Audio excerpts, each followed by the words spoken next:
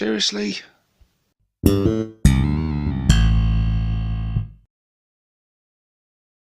Hey guys, and welcome to another Ork Tactics data card review video with myself, 6+ Stevo. Before we get started, a big apology for my tardiness. I know it has been months since my last one of these and they just kind of stopped dead. I can do nothing more than apologise and aim to correct it going forward. But with that being said, we are kicking off with a really good one today. We are kicking off with this Git, the Warboss. The Warboss comes in at 75 points and his stat line is as follows. He has a movement of 6 inches. He has a toughness of 5, a 4+ save with a 5+ invulnerable save, a rather impressive 6 wounds, a leadership of 6+, and an objective control of 1. He has the keywords infantry, character, grenades, and warboss. And he has the abilities leader. He can lead either a unit of boys or a unit of knobs. And he also has the ability might is right. While this model is leading a unit, each time a model in that unit makes a melee attack, add 1 to the hit roll. This is beautiful. Not only does that include him, but obviously grants it onto the unit he joins as well. So +1 to hit, not to be sniffed at. You know, a big mob of boys, all armed with sluggers and choppers with +1 to hit during a war. Yeah, not many people want to be on the receiving end of that. That is pretty tasty, let me tell you. But your other option, if you go with like the bully boy option and you have your warboss joined it with a unit of knobs, and those knobs all have power claws and they're all on +1 to hit, you're making a very hard hitting unit there, and that is going to put the damage on almost anything on the table. So yeah, might is right, really good. A warboss in with loads of boys or a big unit of knobs, it's going to be really hard hitting. His next ability, the biggest and the best. When you call a war, until the start of your next battle round, add 4 to the attacks characteristic of this model's melee weapons. +4 attacks.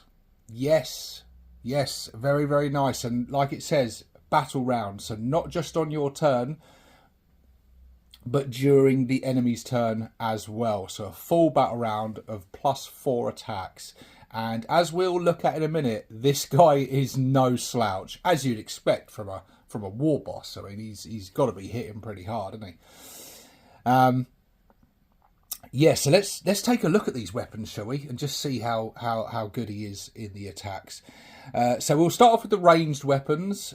He has the option of well, he doesn't have the option. This is what he gets. He has a combi weapon. We've gone over these before. I'm not a big fan of combi weapons. It's anti-infantry 4+. It has devastating wounds, very nice, and it is rapid fire 1, also nice. Has a 24-inch range, which is pretty good for orcs. A lot of our guns do lack in the range department, so 24-inch range isn't too bad. It does only have 1 attack though, and a ballistic skill of 5+. So let's face it, most of the time you're going to shoot, you're going to miss. Unless you're in close, then you get your 2 shots with that rapid fire, which, you know, and he's a warboss, so the chances are he is going to be close because you're going to be wanting to get him stuck in. The gun's only strength 4. It has no AP and it's just got a damage of 1. It's not an impressive gun. It's just buffed up a bit by the fact it has the devastating wounds and the anti-infantry 4+, which, while being nice, it's 1 damage. It's no AP. It's strength 4. He's a 5+ to hit. It's a bonus. You know, what you want to be doing with your warboss is getting him stuck in the combat with the mob that he's leading and wrecking face. The combi weapon is a little Brucey bonus on the way in. You know, you pop off a shot or 2 here, and if you hit something and wound something, it's a bonus. He also has the twin sluggers. I quite often forget that he has these, but it's important to remember that he does have these because they do chip off the extra little wounds as well, because the fact that they're pistols,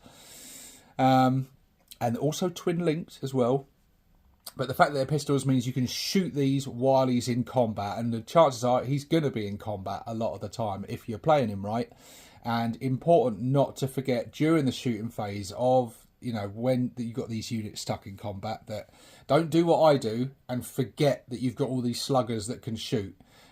Sluggers don't generally do much, but an extra wound here or there that you weren't expecting as a little bonus is always nice. So we've got a 12-inch range, 2 attacks, 5+ ballistic skill, strength 4, no AP, 1 damage. It is sluggers. But yeah, very, very nice that they're twin linked. Very nice indeed. Now we get on to the main event, the melee weapons. So, let's do this one first. We've got the attack squig. The attack squig is your extra attacks. So these are bonus attacks on top of the boss's attacks. Now, he doesn't come with the attack squig as standard. You have the option to add one to him. And you'd be a fool not to, because it's free. And it's bonus attacks. It's 2 attacks, weapon skill 4+, strength 4, no AP, and a damage of 1. So nothing very impressive, but these are bonus attacks. And again, you'd be a fool not to have it, because these little attacks could make the difference. You know, that 1 extra wound could always make the difference. But let's get on to the main event. So what does he come equipped with? He comes equipped with a big chopper. One of my absolute favourite weapons available to the whole of the Ork army. I love big choppers. They look cool. They are cool. And since older editions, where I felt they were always a little bit lacklustre, I think in 10th edition, big choppers have really come into their own and really have a place. And I really, really like them. So he has, with the big chopper, 5 attacks. Very nice. A weapon skill 2+. That's just lovely. A strength of 8, an AP of -1, and a lovely damage of 2. And remember that the biggest and the best rule during a war, adding 4 attacks. So with this guy in the war, if he's got a big chopper, you're going to be getting 9 attacks out of him, plus 2 from the attack squig. So you've got 11 attacks going on there. Very, very nice indeed. But then probably the more popular option, and the option that most people go for, will be the Power Claw. He has the option to swap out his big chopper for a Power Claw. You get 1 less attack and 1 less weapon skill, because he's weapon skill 3+. But you do get strength 10 as opposed to strength 8. You get AP -2, and you still get a damage of 2. So you are trading out like the likelihood of hitting and the amount of attacks for raw strength and power there, really. But you can nullify the downsides of the Power Claw. During the war, that's not going to... Not during the war, sorry. With the Might is Right special rule, while he's leading a unit, he's still going to be hitting on 2s with that +1 to hit roll, which is, yeah... And I know that's why a lot of people opt for the Power Claw. Yeah, you do get 1 less attack, but strength 10, the extra AP, you've got that Might is Right still giving you 2+ to hit. It's not difficult to see why a lot of people swap out the big chopper for the Power Claw. Personally, it's really down to personal taste, but for me, I prefer the big chopper. Just for the extra attack. I love the fact that it's weapon skill 2+. And it's good because even if you're comparing that with the Might is Right, if you're coming up against forces that are reducing your weapon skill for any reason, or giving you a -1 to hit, that +1 to hit will nullify that, meaning you're still going to be hitting on 2s. So yeah, I like the big chopper for its just good reliability, high volume of attacks. And yeah, I just think it looks cool. So yeah, the Warboss. It's the mainstay of the Ork army, isn't it? I think in previous editions, the Warboss has been somewhat lacking in the aggression department. I always felt that the amount of attacks a Warboss had were a bit lackluster compared to some leaders from other factions, and it always bugged me because Warboss has always felt a little bit underwhelming, especially when compared to like Space Marine captains and things like that. I think this edition, they've kind of got the Warboss just about right. I think he's bang on, especially during a war. He just goes into like Super Saiyan mode and just goes berserk. I mean, 9 attacks with the big chopper. Plus those squig attacks, you know. It's 11 attacks coming from your Warboss in the combat phase. That's awesome. And that is what a Warboss should be like. So yeah, I personally like to have my Warboss leading boys usually, but again, with knobs, that makes a really hard-hitting elite unit.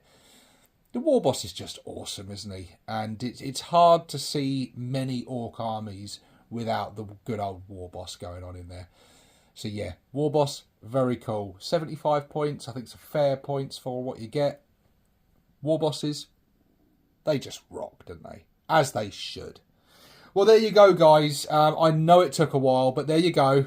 There is another data card review video for you. Now, I promise you, it won't be months and months before you see the next one. But what shall we look at in the next one? What indeed? Well, we've just done the Warboss. I think it makes total sense to go for an upgrade. And let's look in the next one at this kit. The Warboss in Mega Armour. Join me then, guys. But until then, this is 6+ Stevo, signing out.